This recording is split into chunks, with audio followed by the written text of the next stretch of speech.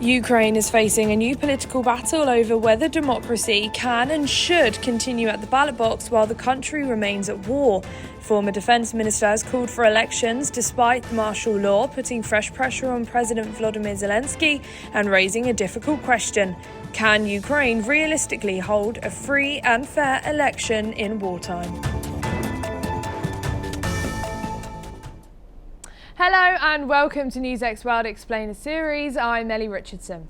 Today we're looking at Ukraine's growing debates over elections, why they have been suspended, what would have to change for a vote to take place, and why holding one while Russia's war continues could be almost as difficult as winning one.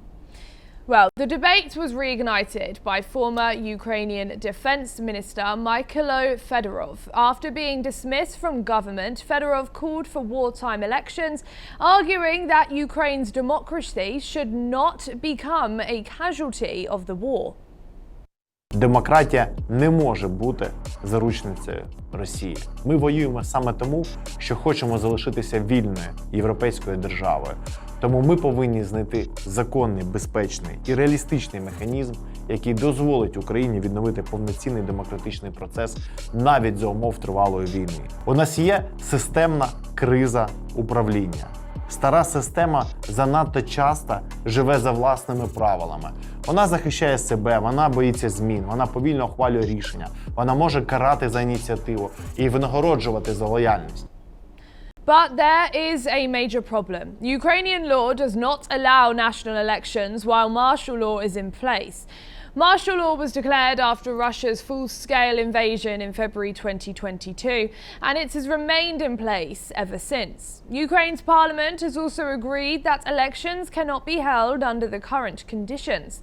And the obstacles are not just legal. Parts of Ukraine remain occupied by Russia. Millions of Ukrainians have been displaced abroad or within the country, and while hundreds of thousands of soldiers are serving at the front, that raises a basic question. How do you ensure every Ukrainian can vote safely and fairly? Balloting centres could be targeted, voters could be cut off from their constituencies, and any election would have to deal with the question of how millions of refugees and people in occupied areas could participate. And that is why it is not simply a question of whether Ukraine wants an election. It is a question of whether an election could meet the basic test of being free, safe, and representative.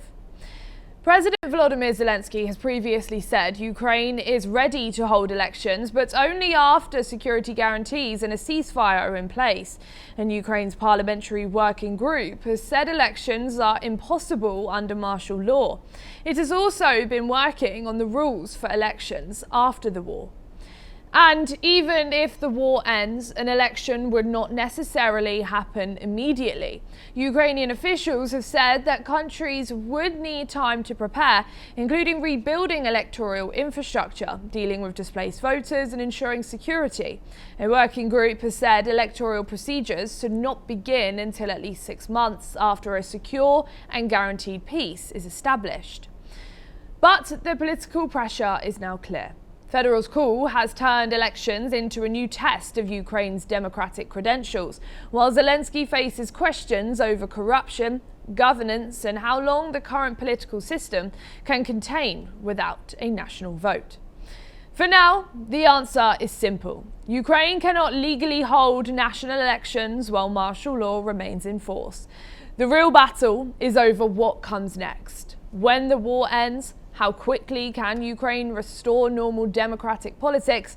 And can it do so without allowing the war, displacement, or Russian occupation to distort the result?